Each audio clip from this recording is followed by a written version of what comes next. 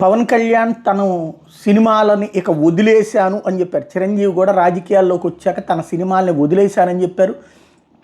ఆ తర్వాత కొన్ని రోజుల తర్వాత తను రాజకీయాలనే వదిలేసి సినీ రంగానికి మళ్ళీ తిరిగి వెళ్ళిపోయారు.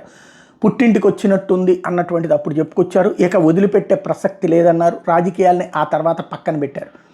అలాగే ఎన్నికలకు ముందు ఇదే నా ఇక సినిమాలన్నింటినీ వదిలేస్తున్నాను, ప్రజల కోసమే ఉంటానని చెప్పారు పవన్ కళ్యాణ్.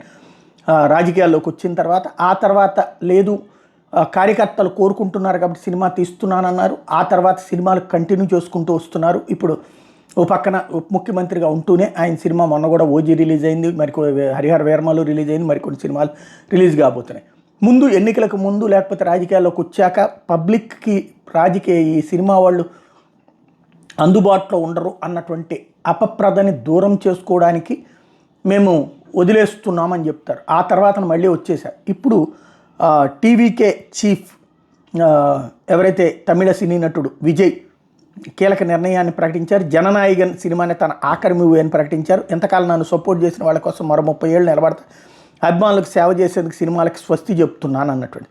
గెలిచి అధికారంలోకి వస్తే ఆయన అది అమలు చేస్తారు. ఈవెన్ ఎన్టీ రామారావు లాంటి వాళ్ళు అట్లాగే ప్రకటించి ముఖ్యమంత్రి అయ్యాక మళ్ళీ సినిమాలు తీశారు, బ్రహ్మర్షి విశ్వామిత్ర లాంటివి.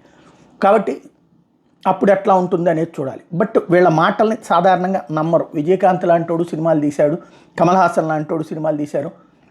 వీళ్ళందరూ సినిమా వాళ్ళు రాజకీయాలని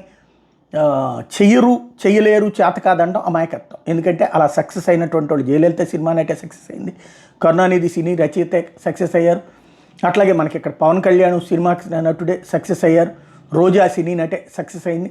కాబట్టి సినిమా వాళ్ళందరూ సక్సెస్ కాదు, సినిమా వాళ్ళలో ఫెయిల్యూర్స్ ఉన్నాయి, సక్సెస్లో ఉన్నాయి. కాబట్టి వాళ్ళు అప్పుడున్న పరిస్థితుల రీత్యా నిర్ణయాలు తీసుకుంటారు.